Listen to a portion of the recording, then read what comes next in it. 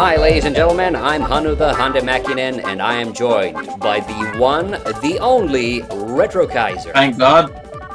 Oh, hey everybody!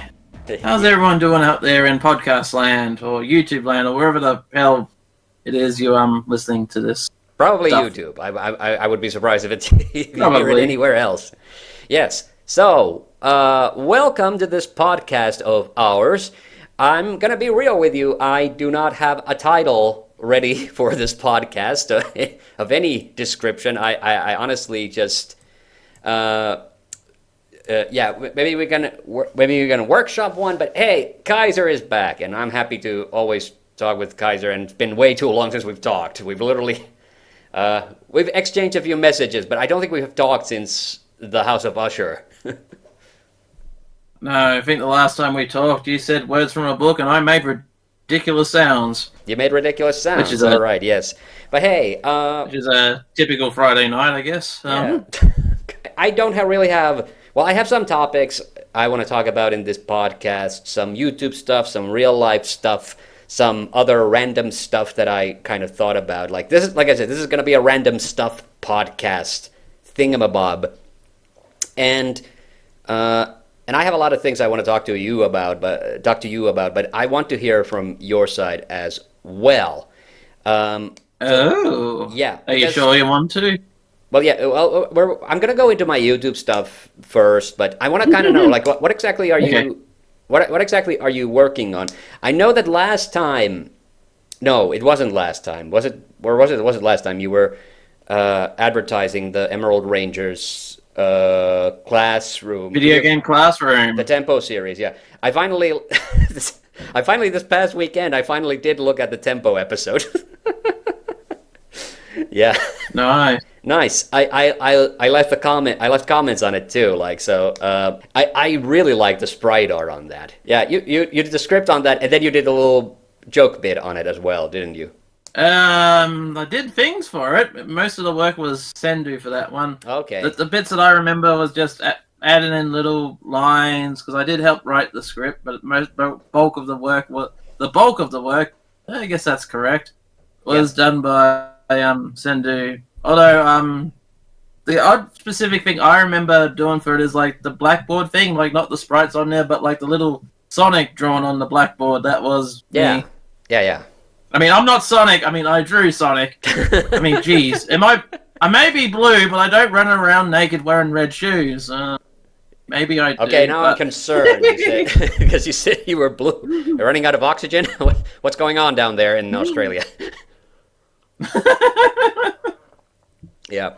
I'm wondering, like, sorry, off topic, but... I got that joke.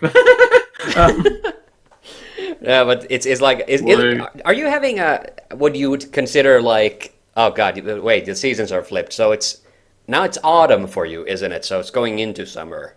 It is. It is autumn. Yeah, exactly. Going into the cold season. How would you describe it? Has it been completely normal, or has there been anything weird? Oh, it's the typical transitional weather. Like, you get like, oh, nice and cool, followed by maybe a week or so of like hot weather, so it's still sort of transitioning. Yeah. So, but it is getting quite cold. It's getting to the point where I do need to take out my heater now. All right, yeah, that's what I'm thinking. Like, autumn is like, I love autumn. It's my favorite season, hands down. But it is, the most annoying thing about it is that you don't know how many layers do you need going out, because it might look like a sunny day, but it's actually cold. And some days it'll look like, okay, it's kind of muggy, or, okay, I should better put some, a cloudy, okay, better wear some long johns with me. And then I realize, like, oh crap, it's way too warm for this. So it's that. But so over here on the northern hemisphere, it's springtime. And we've had a really fucking weird end to the winter. It was starting off like about a month or so ago with like really harsh cold winter weather, and now there's no snow on the ground at all. It's all gone. Yeah, like like all of a sudden it got super warm out of nowhere, and for a couple of weeks it was like really nice weather. Like Easter was really, really nice, like sunny, but not and not too cold, and things were like. So it was weird. Like we were like super transitioning into summer, and now this weekend it's gotten cold. We've gotten a little bit of snow in the week, and it's gotten to the point where like insects are showing up, birds are migrating, the ice has come off. You know, most of the water. Not in the very like with the cold, but yeah. So Okay. ice has also disappeared from like lakes and stuff, and only like in the very northern parts it's still like places are still like frozen over. But yeah, it's been a weird spring. It's like, yeah, so that's I don't know what to make of it today, like because I had to start wearing my baseball cap because it was so sunny that I needed to protect my eyes. But today I went out and I had to put my beanie back on because my ears were freezing. Did I tell you that I survived a tornado last year? No, you didn't. When was this? This was during I guess late spring, early summer, like that transitional period there. Okay. I was like lying down in bed one night and I heard like this strange like rumbling sound, like this twisty sort of windy sound. I'm like, that's not a tornado, is it? House starts to shake. Wind strong, like very, very strong wind. No sounds of witches though, so that was a first. But I'm already in Oz, so I don't think I'm gonna be. So it was like, and then I was like, so it was like a proper tornado, yeah, it was like it made the I tower. it was I made it sound like it's big and it was a tornado, but it was like a mini one, like not a full size one, but it was a big one. It lasted for like it was freaky because the house was shaking, so I was worried the house was gonna get ripped out of the ground. You hear the strong wind, and then after 15 minutes, silence, absolute silence. Oh wow, yeah. And then I got up the next morning. I go to check to see if I have any damage. One of the trees in my front yard got completely pulled out by its roots. Oh Jesus, yeah, that's scary. Yeah, yeah. Yeah, and my first reaction was, oh, thank God, I fucking hated that tree. I'm so glad it's gone. Okay, that's the surprise fact of the day. If you thought Kaiser was a tree hugger, think again. Oh, it was just the one tree I didn't like because it gets in the way when you want to park your car. Okay. Yeah, but it's yeah, we don't. In Europe, tornadoes are not really a thing, except in certain like weather conditions. We get like a mini one, and it does like get the little like what you traditionally envision like tornado being like. You know what the Tasmanian devil turns into in the Looney Tunes cartoon. Yeah. So it makes a little tower, but it's like a really skinny one, and it like lasts like maybe 15 seconds or something. In like Finnish, we actually even have like a specific name for that. We don't call it a tornado. We call it a trombi. Is what we call it. Just like a mini version of that. I've never seen it in real life. Sounds like you get attacked by trumpets at night. I'm getting with that. Well, it's in the day because you know it has to be warm for one part of. Because I can't believe I'm asking this, but you know how wind works, right? It's cold and warm air. Flash of pressures. Even and trying to even each other out, and then because the Earth keeps spinning. You know, they don't ever quite meet up, and then when you get those wind speeds get fast enough, then you get a fucking storm. Yeah, so exactly. Yep. Yeah. That's how it works. Wow. Thanks for the science lesson, Hannu. Okay. And we have lost the 3 listeners that this podcast is going to have. Well, okay. If you lasted this long. And they say we don't, and the critics say we don't have any educational value whatsoever. All right. Yeah. Sorry, yeah. I was supposed to ask. We got on the weather, topics of weather. I was going to ask, are you working on anything in YouTube right now? Just little things for Emerald Rangers, but mostly no. I'm trying to get personal goals achieved right now. Yeah, you were talking. Unfortunately, okay. I've believe it or not, I've actually been going back to school. Which sounds freaky, especially if you know me. You know that I'm absolutely terrified of schools because bit of personal info. I was abused in school growing up. Not sexually though, just mentally and physically. Yeah. That's. I don't mean to make that sound funny because it's not, but Yeah, no, so I no, was scarred for I a get you, while, I but get you. Yeah, people know that I'm a teacher by my profession. So yeah, go ahead. Yeah. and yeah, this year I decided to because I also help like a local cinema where I am, and we have like movie introductions and what. That sort of built up confidence to be a little bit more social again, like in real life. And I decided to take a few educational classes. So currently just finished acting class because I don't want to say I'm not comfortable saying why I'm not taking it anymore. And no, it's not because I got kicked out. I wasn't acting that bad. Yeah, No, it was yeah, that sounds like a lot of fun, and especially the movie mm, stuff. Yeah, yeah. yeah. I guess it, And the other thing I'm learning because I'm going from one education to another. Like I am taking what I learned from that other acting school, the other acting school. Like I plan on going to another. That other no, I am planning on taking what I learned from acting school and just put it towards work and just build up my skills there. And yeah, it exactly. does work, which is awesome. But the other thing I'm learning now is probably something you would not never expect me to do in a million years. I'm learning how to drive. That's right. It's taken me 36 years to grow up, but I'm finally getting behind the wheel and Okay, yeah. I'm doing good. Got my learner's license, All right, so I'm cool. Yeah, actually able to drive. yeah. And yesterday, as of this recording, I drove to my family's house for the first time, which is a good like 50 kilometers from where I live. All right, nice. Yeah. Yeah. Yeah, people don't. Yeah, people. It's funny because I already said that I'm a teacher, and the thing that kids always ask is, "What kind of car do you drive?" And I always say like, "I do not have a car. Like I have a license. I don't own a car myself." So, yeah. So how far along are you before you can get your like?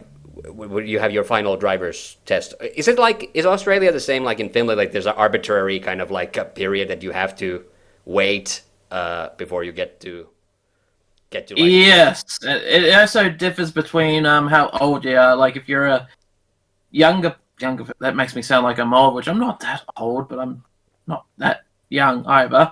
But if you're like a teenager to young adult, you have to like drive for like a certain amount of hours on your L place to prove that you can drive, yeah. and then you do the test. But at my age, when you're like in your late 20s and beyond, um, you don't need to do that because they trust you a bit more because they expect you to be actually a bit more mature. So Well, that's if their that makes mistake, huh? sense. That's their mistake. So, Sorry. but there is still like a waiting period though. Like you can attempt to get your P plates because it goes from L plates, P plates to full license. Okay, yeah. You can attempt to get your P plates like after 3 months of practice, Oh which yeah. I do not feel comfortable doing that just yet. So I'm gonna take it slow with my driving. Yeah. Actually build up some of those skills because I'm like in no proper rush because I don't have a car myself. I'm mainly just doing it for the skill itself because it's quite a handy skill, Oh quite a yeah, yeah. useful skill because I can Yeah. because Yeah, but I be can warned get a that then delivery job and people will whatnot. start asking you to give them rides or ask you to be the designated driver because, I have a license and I don't drink alcohol, so I've ended up having to do that a few times. Yeah. A Hannu cab, yes. But the Mostly for my funny thing is, relatives, not like for my friends or anything. this is going to sound funny, but there was a specific reason why I wanted to get my driver's license at my age. It's going to sound so silly, especially if I'm like married in a year's time or whatnot. But the main reason why I wanted to get my license to pick up chicks. Oh, wow. Okay. All right. So yeah, I'm probably going to be a chicken delivery guy in the near future. Yeah. Yeah, I got my license a bit later than everybody else. Like everybody else, like gets it. Like it's they gear up. They go to driving school usually during the year when they're 17, turning 18, because you have to be 18 to get then the. Although I think they make more and more like special exceptions. It's even like 18 is not like that big of a threshold anymore. Like that you can possibly, and especially like if you're also like studying for a job that requires driving, a lot of people will try to get the license a bit early. But I only got it after I had dropped out of the military, because I've told you this before, that we have the conscription service thing. And when I dropped out of the military, it was too late for me to apply to any schools, so I had a whole year off when I was trying to figure out like what the hell to do. So that's when I went to driving school and got my driver's license. So, and at the time I thought, well, the one benefit of this, because this was back in the old days, is like, first of all, when I got my driver's license, I was one of the last people that my driver's license is good until I turn like 60 or something. So it's for a really long period of time. Now they don't give out licenses for that long anymore. It's like, I don't know, 10 years or something. I have no idea. But like, I thought... Yeah, same here. Yeah, exactly. They've shortened it quite a bit. But I was thought like, well, this is also like valid ID. Well, so now that I have this, I don't need to get like a passport renewed, or if I need to prove my identity, except then a few years down the line, they changed the legislation that now you do need either a passport or like an identification card that the police can issue to you. So it's like, okay, all that money down the drain. But I have driven quite a lot. So it's not like it's been a complete waste. So exactly. One thing I will say is this is going to sound so weird, especially if people have been like driving for a long time. But as a fresh driver, I'm like, this is not what I expected. Like, I'm so used to being in the passenger seat, so I'm like, oh yeah, this is going to be easy. But behind the driver wheel, I'm like, this is not easy. yeah. Have you learned? It's actually quite. So, are you using automatic or manual? Auto. Okay, you're doing automatic. So for me, I learned to drive manual transmission cars. So I learned the whole clutch thing, and my dad many years ago, he got on, like when my little brothers were very tiny, he got like a, oh Christ, it's called a Voyager, but I forget who makes that car. But it's like the freaking, wasn't it Chrysler? Chrysler, yeah. Chrysler Voyager. Voyager, a gigantic minivan. So, and that had automatic transmission. It was so fucking weird for me to drive, because when you learn to drive manual, the big problem that happens to me is that I hit the brakes way too hard, and the car does like a whoop, like a really hard stop. But then luckily, one of those times when I was, being the designated driver, I was picking up my dad and my stepmom from something. My dad said something, and this instruction, because you don't need both feet to drive an automatic. So he said just pretend like your other leg doesn't exist, or I think what he said, like, you might as well tie the other foot down. You don't need it. So whenever I find myself in a situation, which I did. Yeah. I think 2 years ago, I one of my rental cars that I had to use was automatic, so I had to remember the teaching of my forefathers and okay, don't use that other leg. Just keep using the other one. So yeah, that made it a lot easier. Yeah. Yeah. And also, like, the other thing about, like, when you have manual transmission, it's like every car's a little bit different. Like, getting into reverse is always like, okay, where do I push this stick now? So it's like, is it behind the first gear? Is it at the very end, beyond the last, whatever it is, the fifth or sixth gear? Like, it's like, it's always like, do I? I noticed that a lot of automatic cars are also like that, but for the handbrake. Yeah, exactly. That's the other thing. Yeah. A mysterious lever you have to figure out, like, okay, yeah. Do I yank on the stick? Do I flick the button? Or do I put my foot on this extra pedal? Yeah, exactly. And one of the scariest things is like, okay, I'm sorry, I'm going to throw my brother-in-law under the bus on this one, but he drives a Saab. I don't know if you know that car. Must be a bad car if it's called a Saab. S-A-B. Oh! Yep, I know that one. I was being an SOB. Yeah. Well, they don't manufacture those cars anymore. It's a Swedish car brand, but they were very popular and are still very popular in Finland. It's like, it's one of those things like once you're a sub man, you never want to drive another car. And also, they're really good for tall people, which my brother-in-law is a very tall person. Because they don't manufacture those cars anymore, stuff breaks on them, so he has to, we have these little life side quests where he has to find a part for a car for the car that's just recently broken. And one of those times, one of the things that has broken that he didn't fix, and it came to me at the most awkward time, is the knob at the end of the stick shift came loose in my hand one time when I was like switching gears. And then I had to use all of my concentration to keep going in a straight line while I tried to figure out how do I pluck this back on. And it did it again one time when I had to drive one of my sister's friends to the railway station, and she started to panic a little bit, and I said, "Yeah, don't worry, that happens sometimes." So I've had some interesting driving experiences. Is basically what I'm getting at.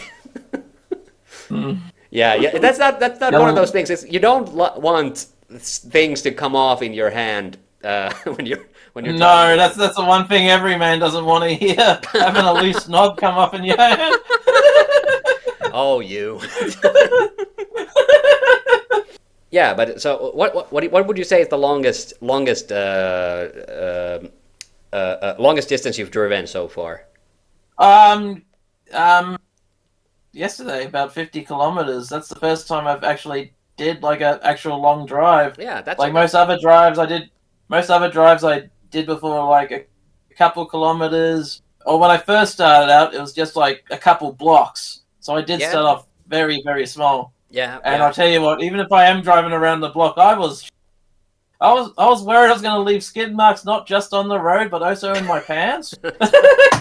Yeah, I gotta be real. Like, I don't like driving. Driving, it's not fun for me. Like it, but like I said, it's a useful skill because last summer when I was moving, I rented a car to come and pick up the keys for my new apartment, and I used that as an opportunity to get some junk out of the way and already to the new location. So it comes in handy. And the place where I was living last year, which was in the middle of fucking nowhere, which had like buses go in the summertime only on the weekends, and it was no easy way to get anywhere fast.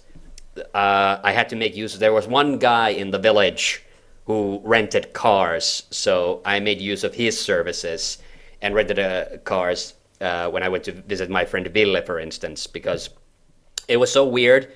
Because if I was using public transportation, the trip would take like somewhere like 3 to 4 hours, and I would have to like go around different towns to get there because there was no like straight, nothing, no train or bus would go like directly to his town. But then when I took a car, it would take like 2 hours, and that's it. So yeah, exactly. Yeah. Yeah.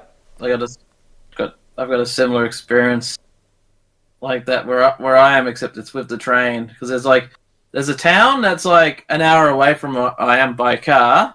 Yeah. But since I don't have a car on it, I have to take the train, and taking the train, because there's no direct train line there, it has to go like to the city of Melbourne to practically do a big U-turn to like the big city and back to the town. So it turns like a 1 hour trip into like a whole day's worth. Yeah. I don't want to dox Ville, but I will say that he lives in one of those towns where there's no direct train line. So you do usually have to do a little U-turn somewhere, or at the very least you have to at least change trains once in order to get there. There's a couple of other towns in Finland that are like that because the train tracks just go the train tracks just go a certain way. As for my real life things that I'm working on is I have a new job for next year, so I am going to be working at a new school, which means I'm going to be moving in the summer again. So there's that. That sounds fun. I've done that. So, yeah. So it's the same deal as but the thing is, like, the next school that I'll be working at, I'll be going back to my normal to my like kind of norm what I've been doing for the past few years, which is teaching biology and geography. Because this year I was doing something different. I was substituting for a classroom teacher. You know, there's subject teachers and then there's classroom teachers, and I was substituting for a bilingual Finnish English classroom teacher, which means that I was having to teach all kinds of different stuff that I have never taught before, all different kinds of subject like PE and and history and mathematics and all this kind of stuff. Fun stuff. Well, it's been fun. It's been kind of fun, and it's kind of interesting to see, you know, how, because I have no like, you know, it's been a long while since I've been at this level of school myself. So it's interesting to see how much it has changed, and also interesting to see like how much of it has stayed the same. And yeah, and so I've been teaching much younger kids than what I normally would teach. And they've been a lot of fun to teach, but yeah, I'm now kind of I am getting ready to just go back to the normal stuff. I am gonna miss these kids. They have been pretty fun, but yeah, so because you know their reactions to, you know, a teacher are so much more different than a teenager's. You know, the teenagers are typically they kind of want to like pretend like you're not even there. But it is getting a bit like, and I've been unusually lucky this year getting this particular job because, well, how many job applications do you think I normally do like in the spring, during springtime? After all these years of talking to you, I'm guessing a good 3 or 4. In one spring. The number, you know, I think I got the worst. No joke. I probably sent like 100 applications like during like one spring. That was during like the peak years. Then it came down to around 40-ish. Now I average about like 10 every spring. I think I'm a bit more choosier these days, like what schools I'm gonna apply for to teach. And then for interviews, I average about like 3 interviews every spring, and usually the third one is the one that gets me the job. But this year, it was the very first interview I did, and I got the job. So, so nice. And it was, yeah, and it's also because I'm always like applying for schools that are not in my immediate area, so they're in another city or in another town. So I'm always I know I'm in a disadvantage because they're kind of looking at, wait, this guy lives in like a different part of the country. Is he like seriously like applying for this job? But like this was you sound like me on the online dating scene right there. Well, yeah. But you know, it is a bit like that. It is a bit like that because you might have like a applicant who looks great on paper and interviews great, and then you say, hey, we want you to come to work for us. Hey, how about it? And they say, hey, absolutely, let's do that. And then like a couple of weeks before the school year starts, they say, oh no, I'm not coming. I'm not coming after all. Like they ghost you, and that happens to schools a lot more than you'd think. So, so that's kind of like, yeah. So this is not a permanent teaching position again. This is yet again a substitution situation. There is a slight chance that the job that I'm going to be working at, that the teacher might not come back from the sabbatical that they're taking, and then I might have a chance of getting that, applying for that position. It's not going to be very permanent though, because they've said that teaching position is getting terminated after 2029, which is, you know, okay. But like if I got to work at the same school for at least a few years, that would be kind of nice, because you know, I've never had a problem with just picking up my stuff and moving to a different city. But you know, I have done it so many times. Like at this point, it's kind of like, yeah, you know, it would be nice to stay in like one place for a couple of years. Like I did when I was in Rovaniemi when I was teaching there. I did do 2 consecutive school years, but yeah, I have not had the same opportunity since, so it's kind of unfortunate. And it's also kind of unfortunate because I know those permanent teaching positions, they're becoming more rare. because birth rates are going down and they're closing down schools. So yeah, that's not great for me. So, job opportunities are kind of, they're becoming scarce. They're still like every spring, they do have still like huge recruitment drives for teachers for the following school year, but that's more like schools these days. They don't really hire people very often for like permanent positions anymore. Like even if you work for a school a full year and you did a great job and everything, they'll still have you like apply for your job for the next school year, which to me feels like a bit like come the fuck on. Like it's like if the person is like clearly done a good job, like can't you just let them have the job? But no, like I guess there's all kind of like red tape garbage. Yeah. So that got a bit depressing. I want to move on to something a bit more positive because this spring has actually been really good for me, YouTube wise. I'm actually a little bit surprised. Ooh. Yeah, because Do tell. Well, first of all, I have made a bunch of He-Man videos this year. I thought I was gonna do like the one, so I finally did this a review on this episode called "The Problem with Power," which is like a really big episode of the second season of the original Filmation He-Man, and that's the big one that I haven't done for many, many years, and I was very afraid of doing it because it's this big, important, kind of a fan favorite episode that everybody gets super excited about, and I just don't really like it very much. So. But I finally got it out of my system, and I did it, and people seem to have liked the video, so yay. But I thought, like, okay, that's going to be... Because I've really slowed down on the He-Man videos recently. Like, it's become, like, I'll maybe do the one episode review every year. That's it, like, But then after I did that, I started spooling through... because I have the box of the second season... I have a box set of the second season, and then I have individual DVDs for the first season. But the box comes with a list of episodes, so I started looking over them and seeing, like, okay, is there... how much of these have I not covered yet? And I came to the realization that, oh, crap, I've kind of have already covered everything I want to cover now. Like, that was the big one that was hanging over me, but I thought that I had others still looming around, and then I started to realize, oh, no, it's like...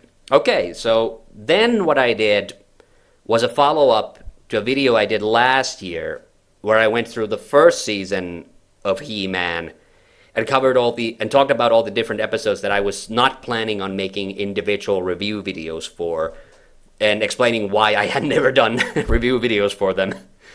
And I thought that, like, that follow-up video, like, it was probably going to take me a couple of years to get to that point, and like, oh, okay, nope, never mind, let's do it now, because it's the perfect opportunity. And then I thought to myself, okay, that is probably now it for He-Man this year. And then I was talking about this episode called, now I have to concentrate, Ice Age Cometh. Yes, Ice Age Cometh, not Iceman Cometh, which... I keep calling it. That's another episode that I keep getting the name wrong. And it has this really horrible character called Icer, a one-off villain. So I hate that guy. I hate that guy so much. But that then got to me into thinking, well, hey, I've kind of been thinking about doing this like bottom 10 He-Man villains list for a long time. Hey, let's finally do that. And so I did that. So all of a sudden, like, now it's 3 He-Man videos in a row, and I'm thinking, like, okay, now that's probably it for He-Man for me for this year. Quick question. Yes? For that West Villains video, was Icer the icer on the cake? The icing on the cake. He did make the bottom 5, but he was not the absolute worst. There were quite a few that were worse, but yeah. But yeah, so then... oh crap! Hey, I have a picture of him. I can actually send it to you, so just to show you who this guy is.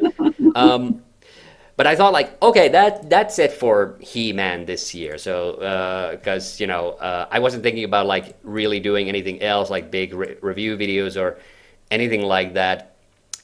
But then, just on a whim, I was looking at this. There's this. Okay, so technically not He-Man, but it's She-Ra, so it's still He-Man. There's this Oh God. Yeah. Okay. I found the picture of Icer. I'm sending it to you, and it does still say Iceman there by accident, but this is the guy I'm talking about. Oh my gosh. Yeah. Yeah. Yeah. You think how bad he looks? Like you watch the episode, the voice is even worse. Anyway, He looks like. Oh, actually, that's gonna sound redundant because Mr. Freeze was played by Arnie at one point. well, I was gonna say you take. Yeah, he has a furry hood, but he's topless. So Yeah, exactly. He's got the Mr. Freeze head, but he's got the Conan the Barbarian body. if Mr. Freeze was a male stripper, that's basically what I'm. Yeah, exactly. So completely on a whim, I looked at this She-Ra episode. I just watched it because I'm trying to get back into just watching He-Man. That's what's the other reason why I've kind of tried to, downgrade the amount of He-Man videos I do, because I was falling into that trap. Whereas I'm watching He-Man that I'm thinking, oh, I gotta turn this into content, and I fucking hate that I'm now thinking that way. So that's the reason why I've tried to kind of get away from that. And there was this weird She-Ra episode with a weird fucking title. It's called He Ain't Heavy. And I was thinking like, wait, why is it called He Ain't Heavy? And I could not remember it. I remember the episode somewhat vaguely, and I thought like, okay, he ain't heavy, he's my brother. Well, okay, you ruined the surprise now. Oh no! It is in reference to He-Man, because it's a He-Man cameo episode. So I watched it all the way to the end, and then at the end they make a joke about like, oh, that was a heavy responsibility, and Adora goes, not that heavy, he's my brother, and and then like, oh my God, that was the reason why they called the episode that. So. And luckily it was the sort of episode, there was enough content in it to make a video out of it, but like it's like so that kind of came out of left field. Like I was not seriously expecting to make another She-Ra episode review, which I also kind of count as a He-Man episode review, but like I've had this string of videos now, and I'm also bringing back the Leaders of Finland series. Tomorrow, the day after we're recording this, there's going to be a new Leaders of Finland video coming out. And that's a big one for me, because that's a series that I've had on hiatus for a couple of years now. I've only brought it back in the video podcast format. And the reason I did that is because there's a couple of topics that I wanted to talk about, but I could not get like an organized video out of it. So I just said, well, what the fuck, I'll just throw in a slideshow, have the webcam on, I'll just blabber on for an hour and see what I can make out of that. And surprisingly, both of those podcast episodes were very well received, but it's like, I hated that I waited so long that finally that was the only way I could do it. So I'm happy that this new video is like an actual edited video, like an actual fucking video with like pictures and things that I thought about ahead of time, and graphics and music and all the fireworks and dances. Exactly, yeah. So I've had an exceptionally, because springtime has not usually been, well, usually after the New Year's I tend to have a little bit more energy for videos, but it's surprising like that it has carried me this far, and yeah, so I'm kind of really happy about that.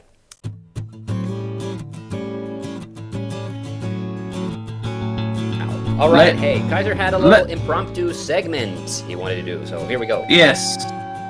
I can't tell if this is desperation, stupidity, or just plain boredom, but I've got an idea for a new segment. This might only be a one-off, it might not be, depends on how well or poorly it goes, but welcome to Kaiser's Bar, and the bar is pretty low for this segment, so we can only go up. Okay. But I was looking, while we were taking breaks and getting drinks, I was looking through my cupboard for a drink, and I found this flavor of whiskey or rum that I bought from the bottle shop the other day. Okay. Flavor that I have not tried, and I figured I might as well try it live on the air. The bottle is very small. It's like a little urine sample sort of thing, and the whiskey does kind of look like piss, so... All right. but it's a little shot of Bundaberg Drop Bear rum. Flavored is spicy pineapple.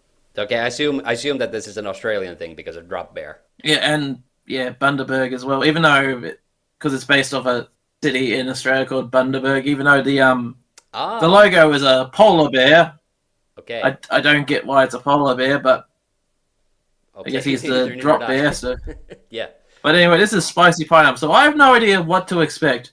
So I figured I might as well chuck a shot here on But anyway, cracking it open, I need a drum roll. I have no idea what to expect from this. Well, I guess I got some idea what to expect. It's rum after all. Yes. Jeez. Trying to. That's your drum roll. Would you turn that? Would you turn that thing off while we're recording? What you do in your own time, Hannu, is completely up to you, but not while we're recording. Yeah. All right. Okay, I've got the lid off. Okay. Jesus Christ, this is a bad segment. Okay, 3, 2, 1, bottles up. Oh! Oh! Not very good from the sound of it. Tastes like cough syrup. All right. It's got like that. It's got like that harsh sort of alcohol. Oh, wait, you don't drink, don't you? So you probably wouldn't know. I've had alcohol. It's got a bit of a. I know what the burning sensation is like. Yeah. Yeah, it's got that burning sensation. It doesn't really have a spice. It's not really spicy, but it does have pineapple. It's very. Oh, you can too, but it doesn't taste like the fruit pineapple. It tastes more like. Don't know if you get the candied pineapples. It tastes more like those gummy sort of sweets. Okay. Tastes really unhealthy. Tastes really sweet. Well, it's a good thing it's a small bottle. It's not. Yeah. Yeah, the aftertaste is like feels like I've just eaten a whole pack of sweets. That's what the aftertaste feels like. Oh Christ! Like the burning's gone. The burning's gone. Wow. Is that the Did you have a second swig? I need a chaser. But... Yeah. Oh, yes, I had a second swig. Yeah. Did it like coat your mouth or something, or you said that, or was just an aftertaste? Yeah. Okay. The sweetness coats my entire mouth, but when you take that first sip with the liquid in your mouth, you do get that alcohol burn, and that's what kicks you. But oh my gosh, this is sweet. I feel like my blood is crystallizing just from drinking this. Good God. Yeah, I was thinking like, So how would you rate you're saying on a scale of 1 to 5, with 5 being good? 5 being good, 1 being it's not terrible. So it's I would say above average, so 3. About a 3. Okay. Yes. It's just mainly the sweetness. I was expecting a negative number, but okay. No, the burn doesn't last very long. The burn gets quite satisfying after that. It's just I sound like a maniac when I drink. But the sweetness is what sort of kills it for me, because with this I might as well just be drinking like I don't know what you call that stuff over there, like cordials or like ice cream, like the syrup you put on the ice cream topping, like pineapple ice cream topping. That's how sweet it is. So I know you said you don't really drink and you don't really eat sweets, but if you want to get into sweets and alcohol, you got all your addictions all in one bottle. So that's a place to start. All right. Yeah. So anyway, that was Kaiser's bar. Kaiser. Don't expect it in the future. Well, if you want to hear me drink more on here, please leave a message. I'll find something to drink.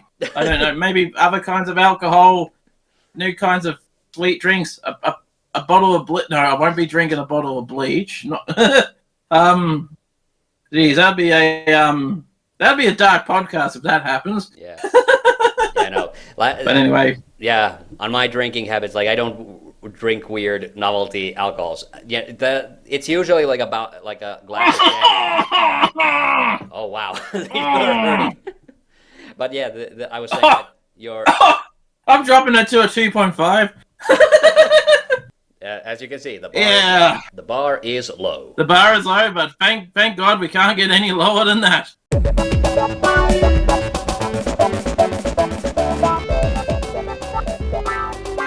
Yeah, so Okay. On the YouTube project, so that's what I've been up to, and I'm working on another Leaders of Finland video as well. And well, okay, this is not YouTube, but I did send you the pictures. I went to Iceland recently. I see a picture of an Iceman, but not of Iceland. Yeah, but I did send it to you on Discord. But anyway, Oh, I see him. all right, yeah, okay, you did. Okay. So yeah, on my winter break, I finally did. I've been planning on going back to Iceland. I went there for work a few years ago, and I've been thinking about going again. And it just never, like, you know, every summer, autumn, and winter holiday, I just keep kind of whiffing out on the plans for some reason or another. And then now in the autumn, I finally decided, like, I'm just gonna buy the fucking plane tickets, and either I'll go or I won't go, and that's that. And so I did, and I did go there. I had a good time.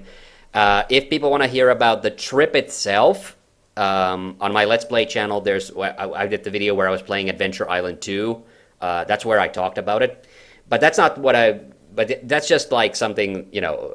That was a fun trip. I liked it. The only negative thing was the fact that on my return trip, because of things in the Middle East, the airlines were a bit of a mess, and I missed my flight home. So I had to spend an extra day in a hotel room in Helsinki, but free of charge. But still, you know, yeah, that's still not exactly fun, you know, to spend an extra day on a trip when you wanted to go home and sleep in your goddamn bed. But the point is, when I was in Iceland, something that I started doing in the spring was I was writing a book.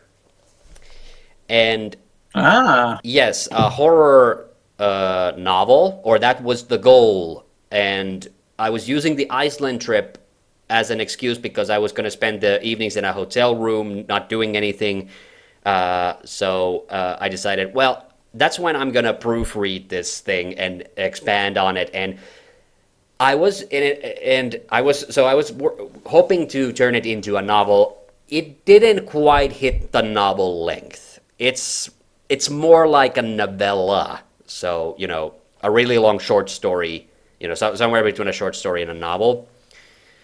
But it is the most expansive thing that I've written in some time. So I decided to try my chances, and I've sent it to a few publishing places. A couple of them have gotten back to me and said, we're sorry, but we're not interested. But I'm happy that they got back to me, because that then tells me, okay, they've at least had a look at it. So I realized that, this is not like, you know, this is not novel length. This is not like good enough for, you know, I cannot, and there's no way I can expand the story that it wouldn't become like worse, because it's perfect the way it is right now. So I've shifted plans now, and I've started to, it's already pretty far along. I've basically now thinking that I'm going to include this story in a collection of horror stories. You know, like the ones that we've done the podcasts on. Yep. So besides the long story, there's 6 other horror short stories. 2 are based on stories that are in the Innsbruck cycle. You know, the ones that we did the podcasts on. Yep. They're not translations. I decided that was going to be really boring for me to just go through try to like translate my own text from English to Finnish. So instead I rewrote the story from the beginning, but using the elements that were in the story, and then maybe leaving out some that didn't work out so well. So one of them is one of the stories that we have done a podcast on. The other one is in the Innsbruck cycle, but wasn't in our podcasts. And it's been a fun project. I kind of found my writing mojo again, and I decided, because in the past I've written a lot of short stories, but they've been all over the place, genre-wise. So I'm kind of hoping, because we were talking about life goals here. So one of my life goals has always been. Oh no, you go first. Yeah, sorry. So one of my life goals has always been to publish a book, like have a book published. Not to become an author. I don't think that's really in the cards for me. But getting a book published by like an actual publishing house, that would be really fucking cool. So so now I'm kind of like focusing in on that, and this summer hopefully I'll send that collection off to the same publishing houses that I sent the not quite a novel story that I sent previously, that I'm sure is not going to get picked up by anybody, because nobody really publishes novellas anymore. It's not really a thing. So yeah. Well, I was trying to say before, but I was rudely interrupting you. Just looking at my bookshelf just in front of me, and you'll not guess what I found right at the top of it. You found the? Did you find the thing where that thing I printed out for you? Yeah. Is it all right if I say the title of it? Yes, of course. Yeah. The Stare Not Into Darkness, Stories of the Innsborough Cycle. Yes. Written and illustrated by Hannu. Yeah. 2020 to 2022. Yeah, exactly. Yeah. Those were the ones I had those printed out of my own pocket and just sent out to like friends and relatives and things, because I wanted to have, that was the first 3 stories in the Innsborough Cycle. I've written 3 or 4 more that we've never covered on the podcast, but yeah, so one of the stories in there is one of the stories that's going to be in the short story collection. I don't want to say which one, but well, I can say which one it's not going to be. It's not going to be The Creature in the Basement, even though I thought that was the best one of the stories at the time. After we did Herbert West the Reanimator, I kind of realized, like, oh, I kind of subconsciously took some things from this, and it felt a little like, now it feels a little derivative. So I still like the story. I'm still really happy about it. And there's some things about it that I am recycling in another story. The last name Steinmeier, it's just such a good last name that I'm going to reuse that, at least in one of the stories. Yeah. And it's mostly going to be like supernatural horror. There's one story that is not. And yeah, the big one that I was working on in Iceland is also a supernatural story. So that's going to be like the broad theme of the collection. But yeah, I've been trying, like the past year, I've tried to get my writing mojo back. Like last year, I wrote a sort of novel, but not really a novel. I was trying to do the whole old hat NaNoWriMo thing. Do you have any idea what the heck that even is? No. National Novel Writing Month. It used to be a thing, and it's not anymore. It was cancelled last year, in fact, because there was some controversy over AI. Oh no! Yeah, but it used to be this fun little project that people took on in November, where you try to write a novel, and the idea was not to get like a novel published. It was just to try to get people out of their writer's block. So people were trying to hit 50,000 words in a month, and that was it. Oh, I vaguely remember this now. Okay, yeah, and I took part in that years ago, and when I started to think about, like, man, I want to get back into writing again, like, is NaNoWriMo still a thing? And then I discovered, like, oh, it was a thing until recently, and then it collapsed, so because of AI garbage. So I'm not promoting NaNoWriMo, but it was a fun thing. So I wrote this complete garbage sci-fi novel last year, just to get my like writing instincts back, and it's totally not publishable. It's complete stupid nonsense, and that was the whole point. I was trying to write kind of like stream of consciousness style, and it's really bad. It's really bad, but it was kind of fun. So. So it works. The NaNoWriMo method works. Like if you're stuck in a rut and you're self-conscious about writing, just write 50,000 words of complete garbage, because the only way you get good at anything is that if you do it enough times. Like it's an old expression. But practice makes perfect. Like the only way you get good at anything is by doing it enough times. Yeah. Yep. Yeah. All right. Seems to be the slight theme of the show. Funny enough, riding, driving. Yeah, exactly. Driving is the exact same thing. Like it's driving is kind of weird too. Like sorry, now we're heading. Sorry, we're taking a U-turn back to this topic. But it is like riding a bicycle, really. Like once you have learned the muscle memory thing, like even the thing is like I don't drive very consistently, but every time I get behind the wheel of a car, like the muscle memory does take over. It's kind of weird, like how I can go for like a whole year without driving, but then I get behind the steering wheel and like okay, this is coming back to me. The thing that I am very particular about, I get very anxious if the mirrors are kind of crooked or they don't point exactly behind the car. Because I can see in front of me. The thing that I'm always worried about, and there might be a little bit of trauma involved here, I'm worried about the guy behind me. Okay, I have a lot of other random stuff that I wanted to talk about. And you mentioned movies already. So are there any movies you've seen recently that you want to talk about? Oh, so much. Probably not so much that I want to talk about because they all sort of blend together when you're just marathoning them. But this isn't necessarily a movie. Well, actually, this isn't a movie at all, but it is somewhat on topic to what we were talking about before. Going through one show that Paul Dini worked on to another, I've been rewatching Batman, the animated series. Oh, okay, interesting, cool, yeah.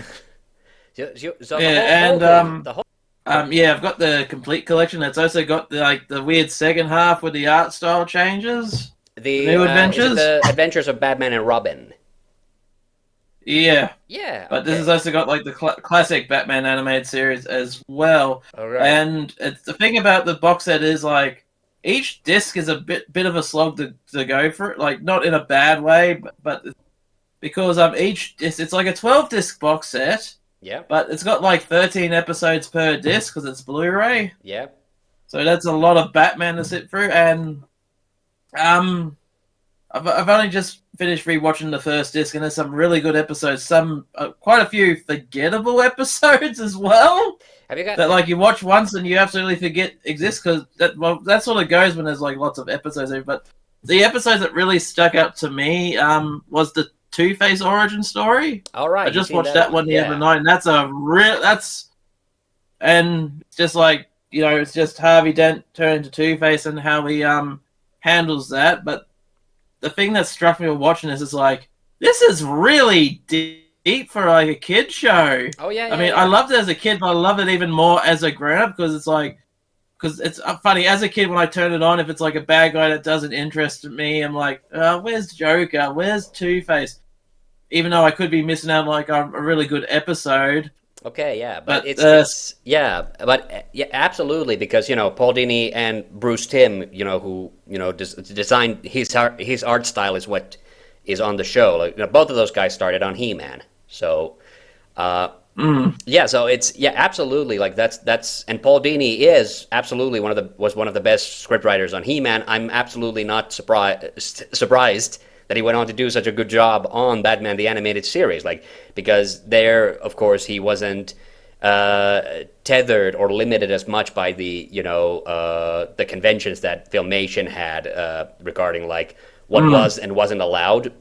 But the thing that always in He-Man also that impresses me, and you see this so much in Batman the Animated Series, and all the other ones that he's worked on since, like the Justice League and Justice League Unlimited, is the fact that he writes such real dialogue, like it's very strong. Yeah, people actually talk like real people, and that you notice that in his He-Man episode too, and it's a Paul Dini script. People talk like they're real people, and they don't do what you get, unfortunately, in sometimes like a bad He-Man episode, is that they're basically repeating like action movie cliche lines, which is exactly. Yeah, it's got like a very human touch, despite you've got like flying bats, people dressed up as bats, crazy joke. It feels quite real. And the thing I also like about it is like the psychology of the characters. Like, only does it they talk real. They also they act like pretty convincing. Like Two-Face with like the way he's gone with his mental issues. But the thing I also like with the psychology is when they talk, you do see signs of like for example, when Harvey Dent does get burnt, you see Batman talking, but it's like you can tell like that's not Batman talking, that's Bruce Wayne talking. So he sort of slips from like the Batman persona to Bruce Wayne for a moment because Harvey got hurt. And then there's like moments where even Two-Face still has like his sense of Harvey Dent behind him. Like he looks at like these corrupt mafia, as opposed to well-organized mafia. Because the whole point was he was going mad because there was like a bunch of mafias trying to bust, but he couldn't because they kept on covering up. He finds like all the evidence, and for just a split second, he splits back into like Harvey Dent, like going into like justice mode. Yeah, it's really well written stuff, really well done, and yeah.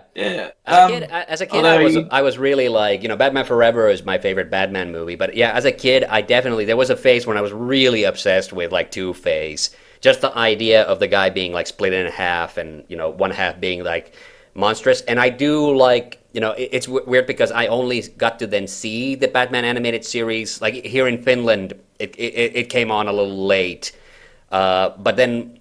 I was really appreciative of it because he was really like fucked up in that version. So yeah, it's like they got away with this in a kids show. Exactly, it feels incredibly mature. Yeah, exactly, and like it's also like, and it kind of bothers me, unfortunately, that we haven't really had a good. Outside of the animated Batman show, we really haven't had a good Two-Face. Like, I love Tommy Lee Jones in Batman Forever, but he's a little silly. Well, more than a little silly. Yeah. He's a bit over the top. He's playing opposite Jim Carrey, so you go big or you go home. But even like in the fucking Nolan films, like when he shows up at the end of the second movie, I so expected, like, okay, so we didn't have a lot of time with Harvey here because he's probably going to show up in the sequel. And then, oh no, he's fucking dead? Like, what the fuck is this bullshit? And, Rise was getting good. They killed him off. But, exactly, it wasn't like even believable to me. Like, he falls off some scaffolding in the second movie, and it's like, in any other film, if this is a plot-relevant character, he's gonna survive that fall. But no, he's just fucking dead. He's not gonna be in the next one. Just, for Christ's sake.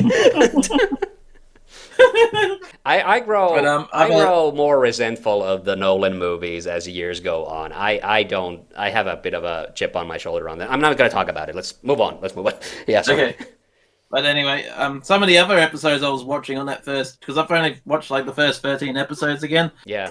Some of the other episodes that stuck up for me, like it does get like very dark. Like this, I forget what this episode's called, but it's like a war going on between like two rival like gangs. And this one leader's upset because he thinks his son's being kidnapped, and then Batman takes him and tries to convince him to stop his ways because it's hurting his family. And the punchline. No, the thing is, he finds his son, but he's like in rehab. Like they actually do acknowledge that the drugs you are selling is damaging your family. Like they mentioned drugs in a kid show. Yeah. And not just that, but the main one of the other points of it is like the mafia leader on Focus here. He flat out suffers from PTSD as well, and they're doing like such a way to it'll scare the shit out of you as a kid because it's like so realistic. Yeah, like just the way that he acts, the way he feels, the way he clamps up, it's like really dark. And then you get like, and then after this, you got like perhaps one of the more sillier episodes in the series called "There's a Batman in My Basement." It's an episode was that the where one where like this... Batman's hurt and he's like hiding out in someone's house. Yeah. Okay, I do vaguely remember that one. Yeah. Like a lot of people hate this episode. I watch it, I'm like, no, it's actually not that bad. It is a little silly. Batman gets poisoned and he gets dragged into like some kid's basement because these kids just like, oh, we're gonna be detective, and they see like the Penguin steal like this Fabergé egg and become witnesses and whatnot. All right, yeah, but, yeah. Was that hey? So wait a minute. So it had the Penguin, and this is the first season, right? Yeah. So did he not look like, or did he not look like Danny DeVito from Batman Returns? He looked like a mixture of Burgess Meredith, but he also had well, mainly looked like Burgess Meredith, but he sort of had like the weird bird claws, Okay. the weird hands that what Danny DeVito Yeah, had. because I remember they changed. So you're talking about the art style change. The most people remember that like Joker, completely changes in the middle of the series at one point. But I Yeah, remember the Penguin got permanent also black eyes.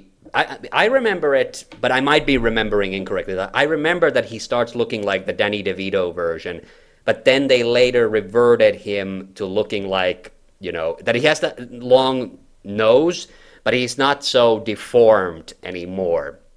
Yeah, Because that Burgess was Tim, Meredith, 60s yeah, Batman. yeah. Because the deformed Yeah, was Tim Burton's doing. Because he liked the yeah, that idea used to of scare Penguin the being shit weird. out of me as a kid. Yeah. Yeah, I've grown to it I've was grown to like freaky. Batman Returns more as years have gone on. I kind of because it's more Tim Burton.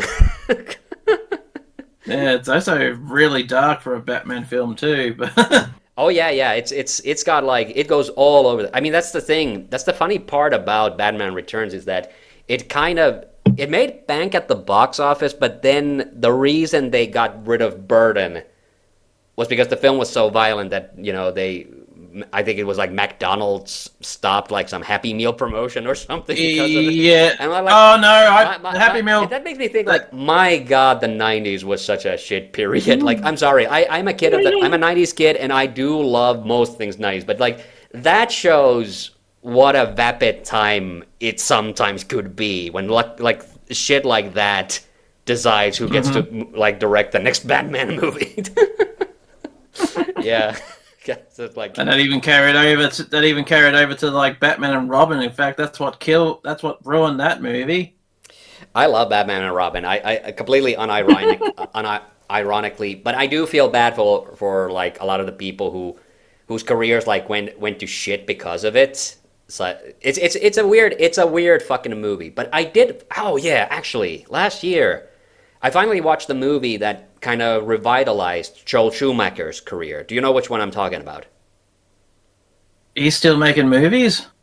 No, he's dead. But in the Oh, 2000s, but in the 2000s, he revitalized his career. He made this movie called The Phone Booth. oh, yep. I remember seeing the trailer for that in cinemas back in the day. I've never actually watched it, I but watched I it do know last it. year, and holy shit, that was a good movie. Like it, yeah, I highly recommend it if you have not seen it. Like, yeah, it was really really fucking good. Yeah. Yeah, and then he did do a few more movies. I don't think any of them did like anything really special for his career, but he did like get back some of his like cred thanks to that because it was a much more low budgeted, kind of a suspense film. And it's like it's really fucking good. Yeah, I highly recommend it. Yeah. I think I've got DC Cab somewhere in my movie collection. Yeah. Don't know if you ever seen that one. I believe that was his DC Cab. It's DC like a comedy Cab. about.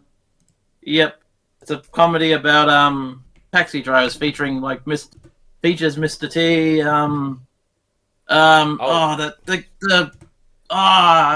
Oh, Bill Maher. There's the other one that's in there. Bill Maher. And the Okay. rest, yeah, 1983 and the rest I don't American remember. comedy film. Oh, okay. I've Yep. never heard of this. Yeah, it is Schumacher. Okay, cool. This is very early work. Like I was thinking, like Mr. T. Like this has to be an old movie. Yeah, I remember. I've only seen it once. I barely remember, but I do remember like being like one of those over the top sort of comedy movies. I think they were trying to capture the trend on like Cannonball Run or something like that, but with taxis. Yeah. Now that he is dead, like yeah, I definitely like I have to get on the like I do feel like I ought to look over his filmography, but he did a lot of movies. He was yeah all the way until 2011. Yeah, he was making movies still. Yeah. Oh, this one I've seen. Okay, I forgot this one was his, but he did that one too. Okay, I did not know that he did the 2004 Phantom of the Opera, but he also did number 23. I have seen that one. Yeah. Exactly. Another Jim Carrey movie. Yeah. People don't talk very flatteringly about that one. I thought it was okay. It's not outstanding. It's just okay. Yeah, but yeah. Oh, wait a minute. Oh no, that was something else. Excuse me. Okay, but yeah. I'm also like because David Lynch is also dead. I was on I've been kind of on a quest to finally watch all of his movies, and I've seen almost all of them. I think I'm missing 3. His like 3 most recent ones are the only ones that I haven't seen yet. Funny you mention him, because the movie club I helped run, the last movie we played there was Mulholland Drive. That's one of the ones I haven't seen. Yeah, exactly. Yeah, so that one, and then there's like 2 more after that. I've seen all of the ones up to Lost Highway. So yeah. Yeah, so that's another one.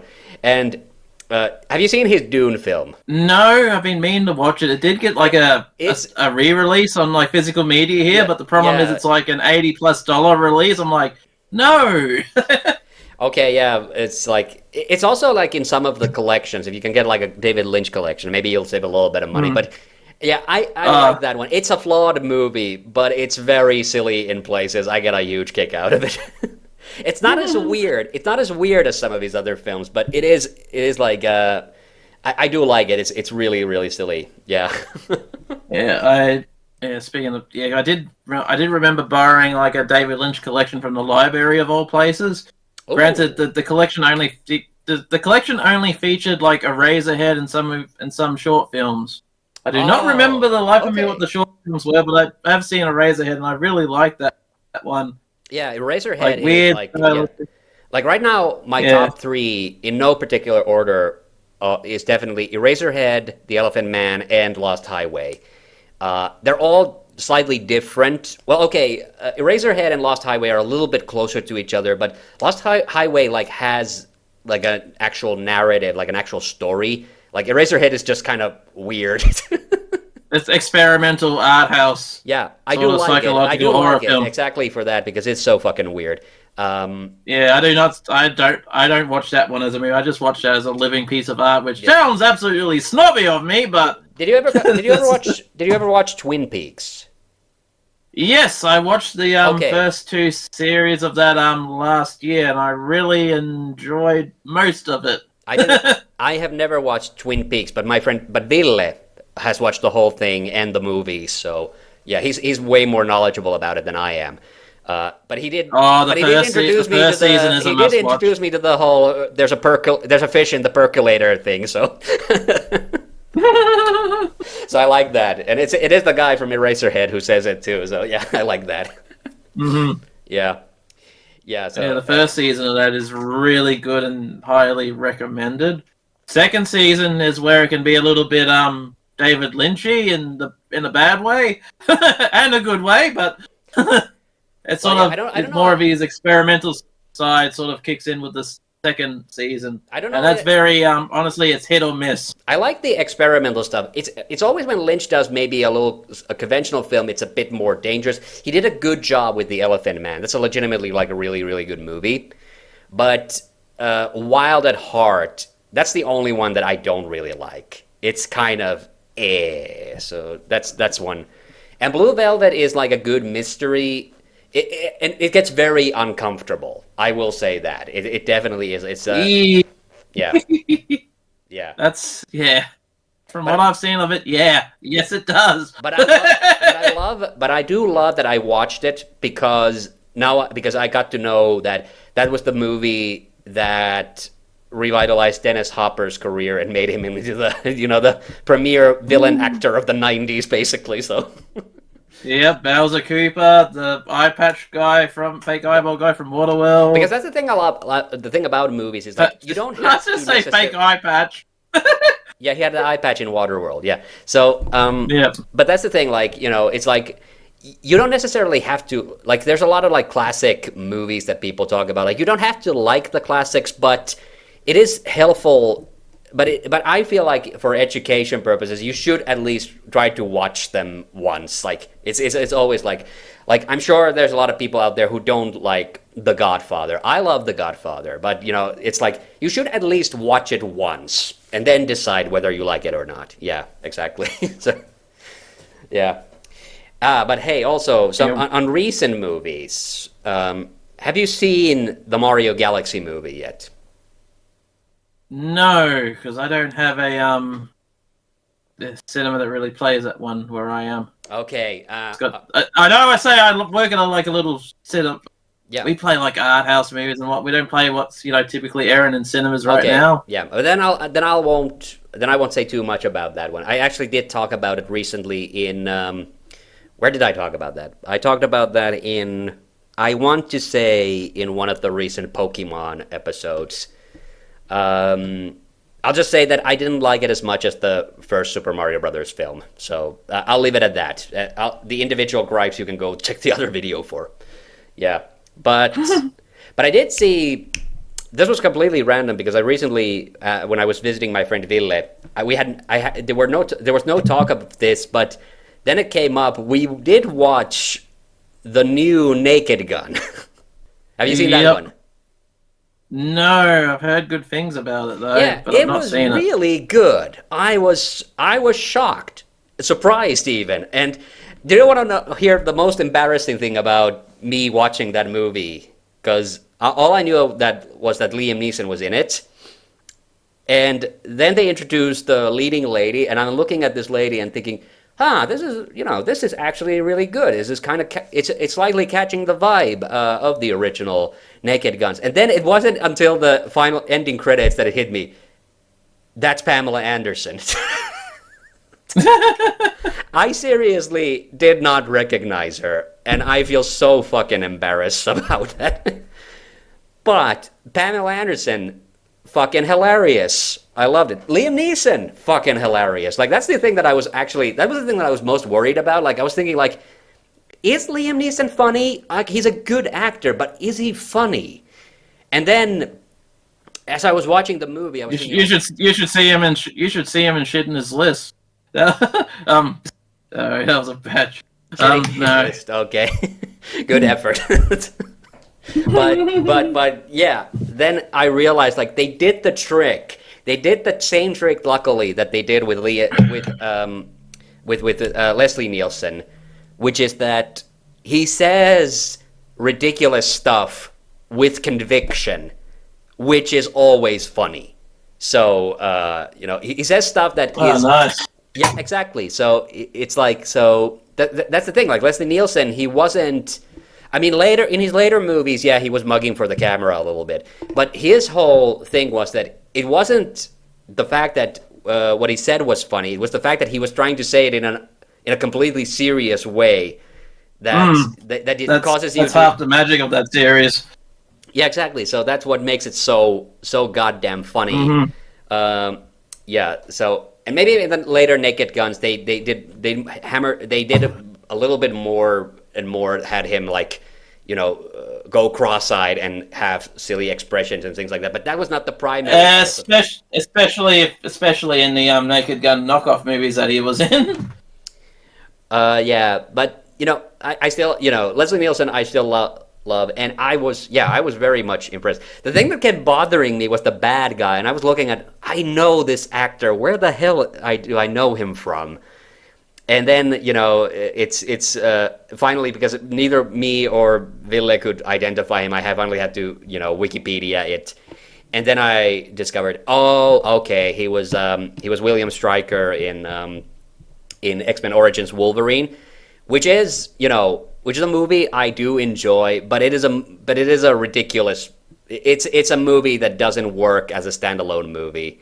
It's a prequel with a capital P. So it's a prequel you can't watch if you have not watched the first 3 X-Men movies, because literally nothing in it makes any sense if you don't know who these characters are beforehand, because they don't explain it. It's that kind of a fucking movie. It's like, whoa. And I didn't realize it until, like, a few years ago when I was like, probably more than a few years ago, probably like a decade ago when I got it on DVD and I was watching it again, because the last time before that I had watched it in theaters, and I remembered liking it, but then I wasn't really because I remember other people didn't like it. It wasn't really bad, And then I look at it like, okay, so yeah, if you don't have information about like who is, who is Logan and who is Sharptooth and who William Stryker is, like none of this shit makes any sense. So okay, I see now. Yeah.